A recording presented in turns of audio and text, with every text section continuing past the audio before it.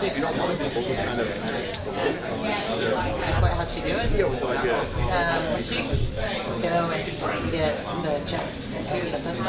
Okay, we're 2 speakers away from alcohol. I see them setting it up in the other room. So I want to introduce Brian James Kirk. He is one of the co-founders of Technically, which started as Technically Philly, kind of 3 guys out of Temple back in 2009. And there's been a lot written about Technically, both as an example of taking a local site and really focusing on one area and doing it well, and also a lot of attention recently on their success in making live events into a sustainable business plan. After Temple and before Technically, you worked at Planned Philly, a nonprofit, for a while, right? Another Philadelphia independent publisher. Oh, okay. Yep. Brian's role there is business director now, and that includes coordinating some events and projects such that you probably have heard of, like Philly Tech Week and Baltimore Innovation Week. After launching in Philly, they expanded to Brooklyn, DC, Baltimore, and Delaware. And I think we're going to leave a little bit of time for questions at the end, right? Yeah, hopefully. Yeah. Okay, sure. good. Cool. Thank you, Matt. Appreciate it. I'm going to come out from behind the podium for a second. Hey, everybody. It's funny, our first office, our real office, was actually here at Temple. So Temple has been a huge supporter over the years. And there's a lot of familiar faces in the room, a lot of people, a lot of brands that I recognize that inspire what we do. So thanks everybody for coming to interact. We talk a lot about events as a business model, and I'll touch on some of that, but what excites me is how to run an online publication based on the advice of some of our favorite startups that we write about. So really innovative companies, what are they doing? How can we bring that sense to what we do at Technically? And so we've always been inspired, not only I think our business model too, thinking beyond what the normal publishing strategies were, and thinking about it from the perspective of like, how are you growing? How are you bootstrapping a company? How are you thinking through these issues that face a growing startup? And then bringing that as well to our technology culture. So I wanted to go into that, and it's definitely something that there's a tech solution for every problem you have, right? And everyone's going to have a different system that works for them. So I try to, as best as possible, come at this from a philosophical standpoint, like how we're building our culture of our tech team, rather than saying you have to use this service in order to survive. But at the same time, I think every service we use is something that we see a counterpart, not even in publishing, using that we think is really interesting or powerful. So that's kind of where I'm coming from here. Hey. I'm Brian James Kirk. I'm a co-founder of Technically and business director. So I'm in charge of making the money happen with a lot of talented people to help me do that. We are a 6-year-old publishing company. This graph does not represent actual growth for our company. We're not on a downward spiral. But what we do is we grow local technology communities, or help grow local technology communities by providing news, events, and services that are relevant to those communities, and we do it in a couple of cities, as Matt mentioned. Here's our road, here's our geography, which we're really proud of. You know, we don't often brand ourselves this way, but we're really become a mid-Atlantic publication, and we're trying to tie these cities together in a more significant way. That's our next great challenge. We've done a great job in our local markets, but we want to bring the conversations of these markets together. I skipped a couple things I wanted to talk about. I'm moving a little faster than I expected. We were founded in 2009, and really out of the need that I'm sure a lot of you have felt as well. We were journalism grads who felt like we could be competitive in the journalism job market, and quickly got schooled. No one wanted to hire us. So we decided to create our own pathway. And Our readership, actually, I think I skipped over. I wanted to talk about our growth first. 75% year-over-year growth since 2009. That's pretty much an average for both our audience and our revenue. We're looking to pass, or our budget is $1 million in 2015 with a modest profit margin in 5 markets in the Mid-Atlantic. And then the stuff that I am most excited about, and I'm sure people are most interested in as well, 10 full-time people with benefits, 401k offering, which we're really excited about. We try to really build that cultural piece because a lot of our mentors in the Philadelphia region push us on if we were really creating a sustainable journalism organization. So really great health benefits, all that good stuff. 5 full-time equivalents, so we definitely still have contract reporters for sure. Where we're strong, where the markets we're strongest in, we try to have them come on full-time. But we're still doing some independent contracting, both in our reporting staff and in some of our technology staff. And then contributing model, we pay for submissions from a contributing community that is a mix of reporters and people that we think are thought leaders in our communities. Just the numbers too on readership. We're doing 150,000 monthly unique readers across our entire network. Clearly strongest in Philadelphia, our home base, and seeing a lot of growth in the markets that are really big, like Brooklyn, and the markets we've been in for a long time, like Baltimore, and Delaware and DC are newer markets. We're really getting a model down for how far we think our reach can be and how much it can sustain financially. Email subscribers, 16K. One of the things I was hoping to bring up when everyone was talking about greatest failures they had, we never really developed a newsletter strategy that we were proud of, but we're really trying to get that back. So that's a lesson for us. We want to kill on email and trying to gain that back. Our departments, pretty standard, right? Editorial, business, events. Events account for about 80% of our revenue. We want to rapidly increase our advertising revenue. We never relied on ads, but are finding that it can be a really great mix. Our editorial team, editor-in-chief, lead reporters in each market, someone who's responsible for that market's content, someone who's in charge of data and analytics on the engagement end, contributing network. On the business side, as lead for that department, I'm doing a lot of product development and then managing a few salespeople who are full-time base salary with commission. And then client success, someone to deliver services. And then events is pretty straightforward, someone to manage strategy and someone to manage logistics. Our products and services, editorials are our best product, it's what we're best known for. It's what gives us our reach in the markets that we're in. And developing what we call our technically creative product, which is native advertising and display advertising, similar to what you see at some of the larger, BuzzFeed and Box are doing an agency approach to native advertising. And then what we call talent, which is it's a primary service in this community we serve, which the greatest challenge in the technology communities that we're in is companies finding great talent. So we found a way to serve that gap, and we're developing products around that gap in our community. In a directory, I'm sure I heard a lot of similar directory notices. So the title of the presentation is stealing from startups. Not actually, not intellectual property, don't worry. We're doing everything above board. But stealing ideas, taking what they've done really well for 10 years and applying it to what we do as online publications. We consider ourselves a tech company in some ways. I think we also consider ourselves a very traditional company too.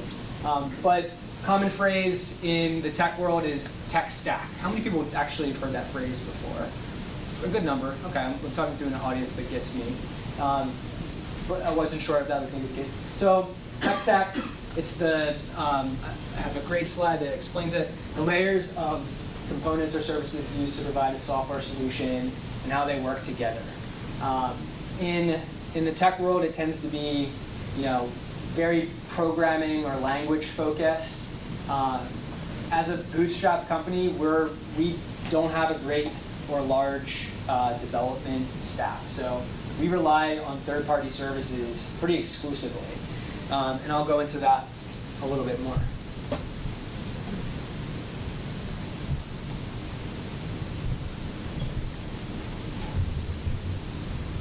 So the inspiration for our tech stack is startups. Like I mentioned, I think our ability, our covering the technology community where there's innovative companies doing innovative work really kind of gave us an edge in the marketplace against our business competitors for sure.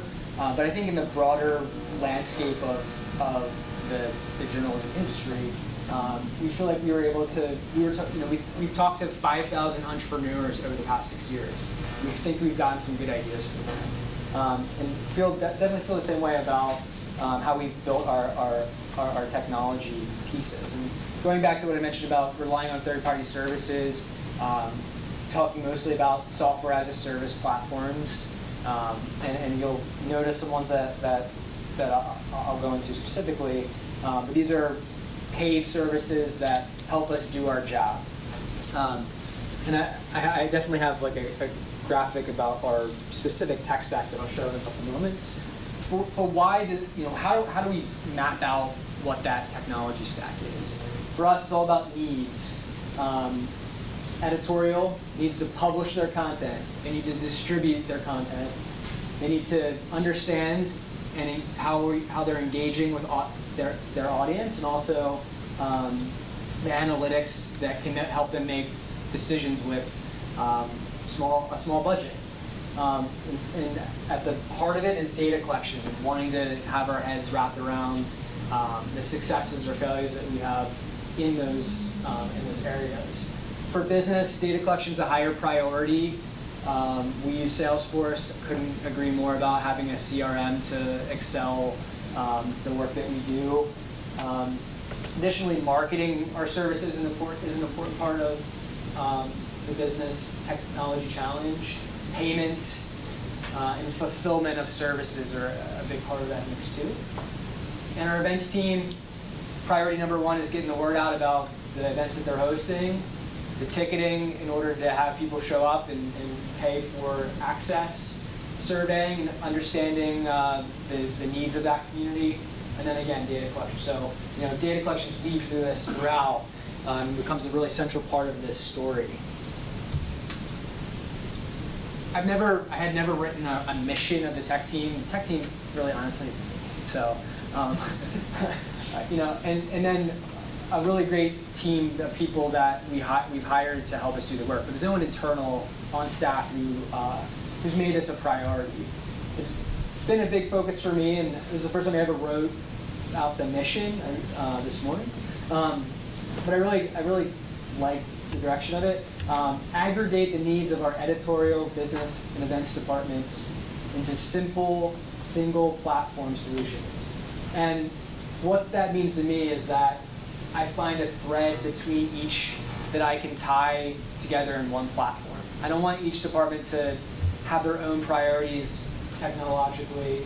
I want to figure out as best I can the lowest common denominator service that serves the needs of those three.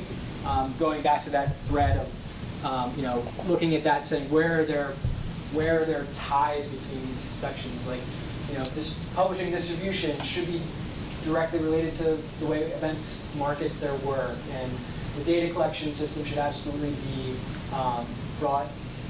should be centralized between those three departments. And so that's my mission. That's what I want to do. How I do it, I'm calling the tech team values. We seek technologies and services that prioritize external integrations. And I want to tell a story about what that means.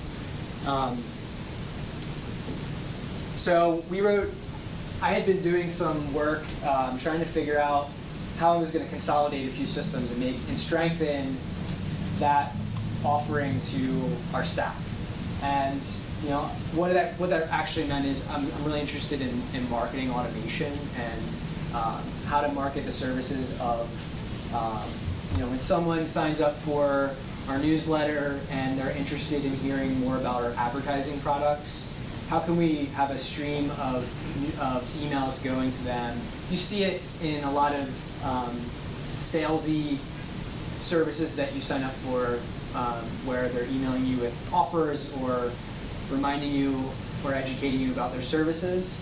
And so I don't want to I think as a company I don't want to get too spammy, but it's definitely something I want to explore and understand.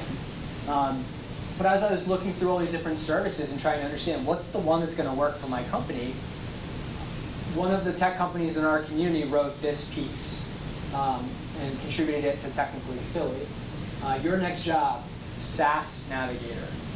And really what that is and what what Matt was talking about was how small businesses have a need to use third-party services, just like Technically does, just like a lot of folks in this room do. And being able to understand what they're marketing to you and the benefits of each one and how they can work together is going to be a job at a tech company, like in the same way that a UX designer is a job at a tech company, at every tech company. This will be one that will become increasingly important and will be something that you study in college. And because of the fragmentation of services, and their ability to offer a higher level of service as in a niche product, there'll always be great software as a service platforms that are being offered, and being able to navigate that will be of great value. So I want to go into what our budget looks like, and I really honestly don't know how this compares to others. I really have no idea, but I think it's pretty small. I don't know, 40 grand per year. I'm not sure how that adds up in the bonus yet, but I think it's pretty cheap when we talk to like our tech counterparts. So we have one person who's a paid contractor who handles all our hosting questions, our back-end stuff. If I have email issues, it's kind of our go-to guy. And we have a $10,000 budget for that. Web development, we work with a front-end developer who has his own consultancy and a back-end consultant firm. It's a bigger group, but we're probably working really with one person. And it's really not a lot of time. I think it's five hours a week per section. So 5 hours from the IT support person and 5 hours from the web development perspective. And then services, the third-party stuff, represents the third like that. So it's split pretty much across the board. And the services being things like MailChimp and Salesforce. And like I said, I'll go into a little bit more of that in a moment. And as a side note, I wanted to talk about like how I evaluate new services that we come across. I thought it might be interesting to hear that angle of it. And actually, before I do that, I'm going to talk about the services I'm talking about first. So the services I'm talking about are newsletter service, MailChimp, CRM service, Salesforce, Google Apps is one. Buffer is our social media distribution software as a service platform. Slack, Asana, all these things that help us do ops. We didn't build them ourselves. We're paying a set monthly fee for access to them. And then going back, how I evaluate a good service, I'm looking for, honestly, if the website's designed well. It's really important to me. It shows an attention to detail that's really interesting to me. Also, if they're being transparent about the business that they run. If they're engaged in their own community. Some have developer resources and forums that or not even their own. They're just contributing to other programming or software development forums. If they have an API, that's probably like number one. That's number one, even I put it at the bottom here. Just does the service play well with other services? If they have great referrals and testimonials, and if their marketing teaches you something. Like I like being signed up for their newsletter. And as I was writing that out, I actually went to Buffer's website just to like try to prove or show you what I mean. And literally, like they knew I was coming. Transparency. They have like their breakdown of salaries and culture and all this good stuff. Might be interesting for us to have on our sites.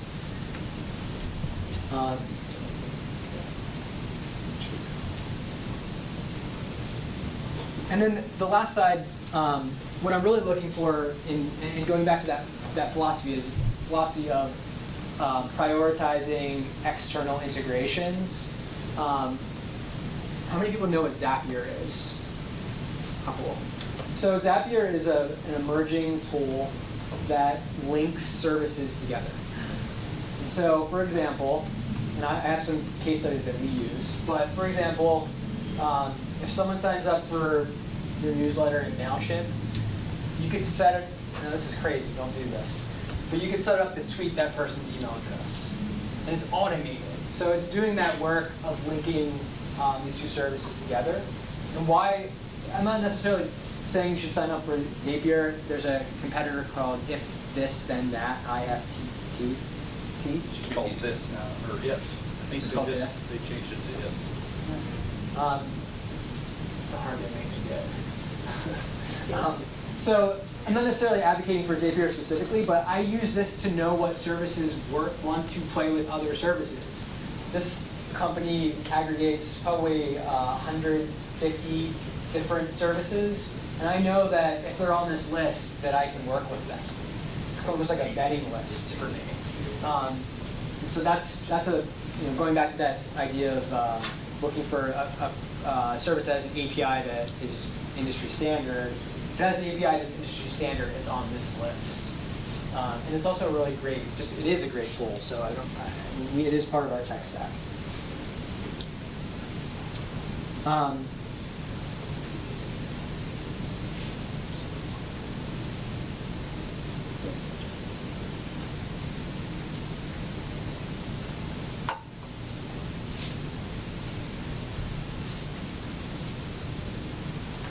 So I want to talk about what we actually have. And I think I've tried to consolidate over the past couple of years. I think we've had this sprawling number. You tend to see a shiny object and be like, oh, that can help our business. At this point, I'm trying to be more thoughtful in our approach. But I want to talk about what it actually looks like. So this is a kind of bastardized version of what I think a real tech company would put up. But this section here is our website. Like this is technical.ly. Starting with the DNS location, we're using DreamHost. I don't actually recommend DreamHost. I'm sorry I put it up here. There's better services, but it's like legacy issues. We have legacy issues. Amazon S3 is hosting our images. WP Engine, I heard someone talking about it right before I was going. It's a WordPress hosting platform that we really like. It's affordable, and it's fast. We really like it. MySQL is the database backend of WordPress. WordPress is here. It might not be there for traditional tech companies. It's like a traditional tech stack will put that in the marketing camp, but it's integral to what we do. HTML5 is that, and jQuery are the front end of that. So this right here is like a traditional tech stack. Like that's I can show that to a developer and not be embarrassed. Now, the utilities, the middle section here, are the things that are built on top of WordPress. So Google Analytics, standard. We're using DoubleClick for publishers to deliver ads. Discuss for commenting. Stripe for payment processing. WooCommerce for order delivery. It's a WordPress plugin. We have a uptime robot to know when the site goes down. And then Zapier, or Zapier, I always get mixed up with how it's actually pronounced. to help integrate, to help link systems. And I'm going to show you what this looks like linked in a moment.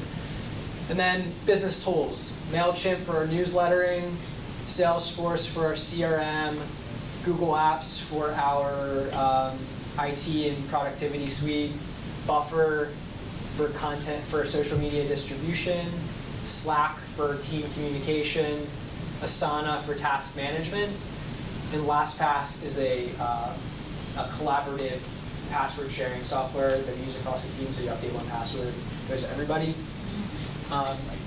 So I'm proud of this, really proud of it, because this is what a tech company looks like. And that's what we should think of ourselves as if we're publishing online. So linked, here's like the starting point. I'd like it to be a lot more linked. But you know, WordPress is kind of the hub, you can see. WordPress can automatically connect to Buffer through just the API integration. It can automatically tweet when you publish a story. I used to have 3 services to do that. Now I'm consolidating. I'm seeing, because Buffer will also work with 5 other ones. I just haven't built it yet. When we make a sale in Salesforce, it can be posted on Slack, a team communications tool. When we sell something on our jobs board through WooCommerce, it will add that person to a newsletter subscription and tell a client success person that there's a new lead. So there's really, you know, this is the start of what I'd like to think of as has a lot of potential for the right decision making, if you have the right decision making, to improve productivity automatically.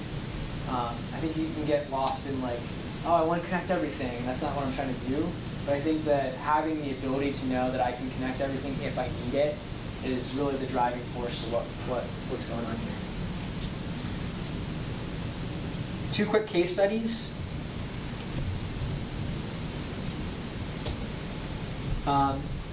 We wanted to better engage our customers that use our jobs board.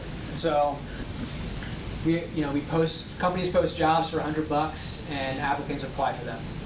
But we wanted to, how we were doing before was a tech company would buy a job and they'd receive a receipt. It really boring. What we created, we had the client purchases a job, receives a receipt, gets added to a newsletter segment specific to that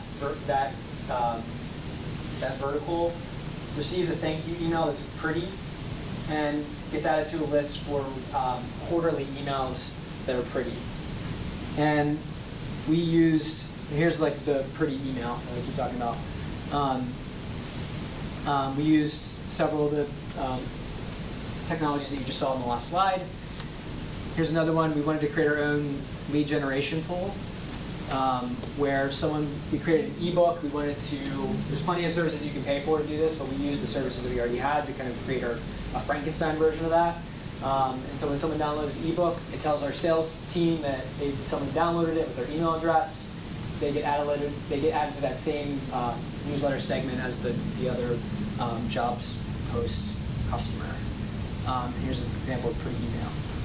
So what's in store? I'm thinking about automation all the time, trying to limit the work that our small staff does through those tools that we built. True data aggregation. Now that I have all these systems, I can eventually have one data source where editorial and sales aren't working side by side, but they are contributing to the same data stream. And there's a ton of journalistic implementations that can come from that, like sponsors automatically when you go to a story and it's about a company and they're a sponsor, that it can be listed like that. That would be something that would be really easy to implement.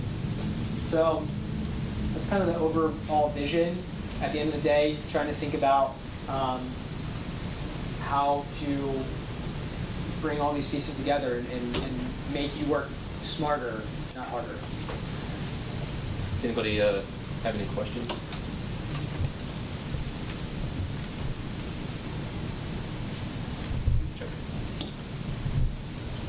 Hey.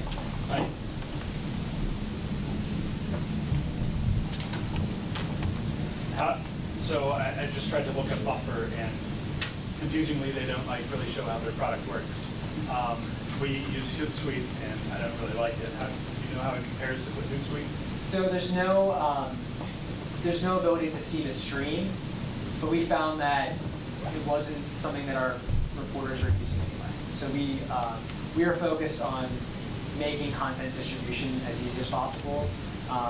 You can schedule. The priority again for me was about integration with other services to automate, but it had all the tools. It had all the things that Hootsuite could do, except you couldn't see the stream. No one was looking at the dashboard on our staff, and I pulled them. So. Yeah. I think I was just going to say the value.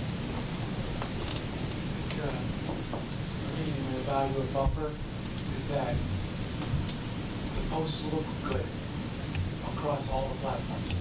What do you mean by that? Well, so some of it's been a while since I used Hootsuite or TweetDeck, whatever the heck it was. But like stuff would look different, and like the wrong photos would come up. Posts, commenters' photos would come up instead of, and that's very likely a problem on our end. But you want the sharing tool to work. The most forgiving sharing. Yeah, the most forgiving sharing tool seems to be both, because we use it all the time. It's like $100 for the year, or ballpark, something like that. And I was spending a lot of time tailoring, posts to be shared the way they're being shared. Yeah, one of the things we really like about Buffer is that you can set, it works a little differently than just set scheduling, where you're saying this post gets published at 11, this post gets published at 1. You can set up like zones, so you say that your 11 o'clock tweet gets the most engagement, and whatever tweet is next in that queue, it will put in that spot. So we are very religious about the time that we put content out, and we can manage it a little more easily with Buffer. It's another feature. Browser plugin. Yeah, and also it works with everything, right? Yeah. We've got time for maybe 2 more questions. Anybody want to jump in?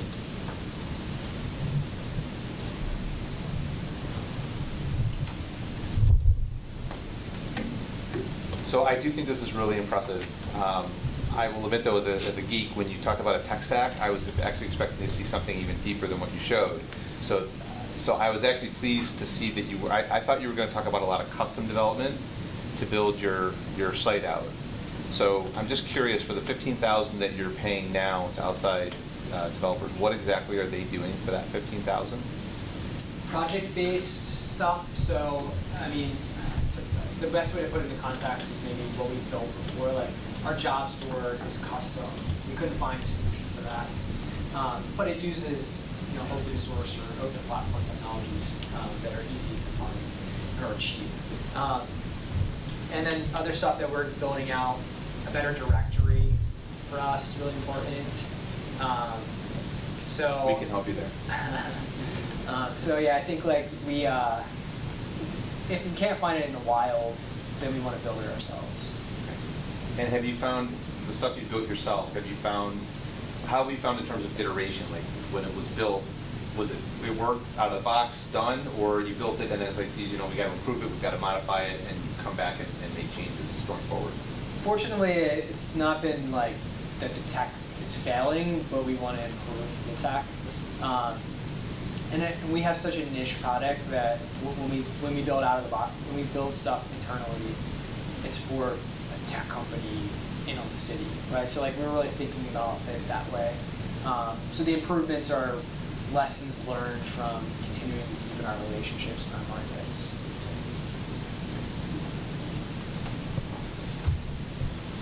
Are you selling these customized solutions today? If so, Oh, I don't want to. We have enough problem selling the stuff we're good at selling.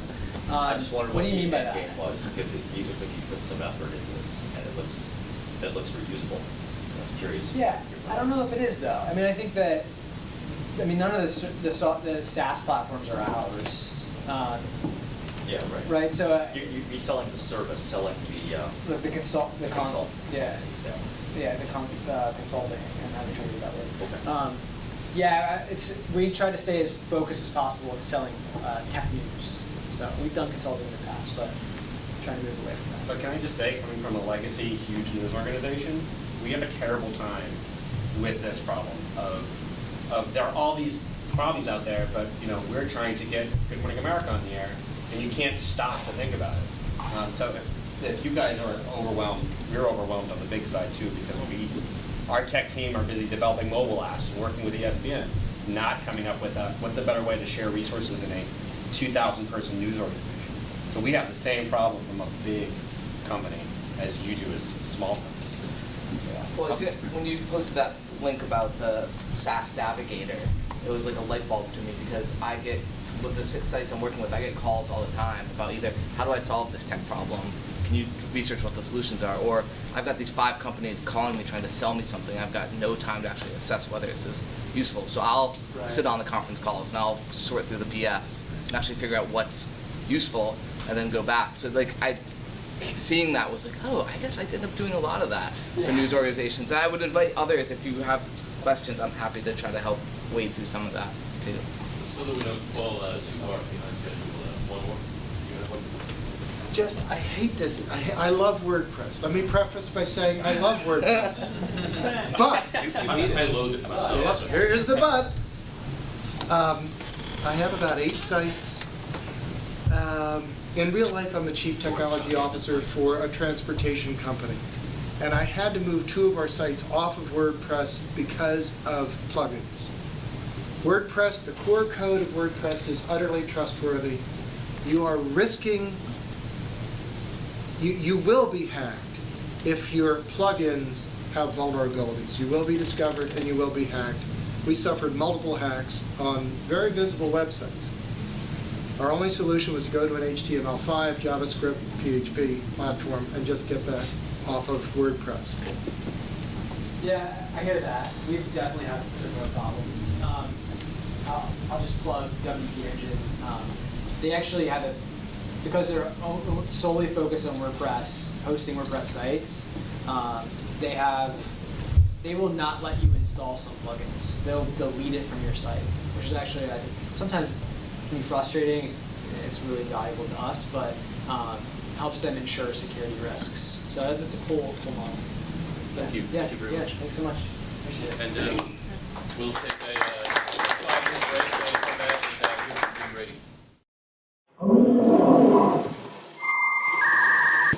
ready.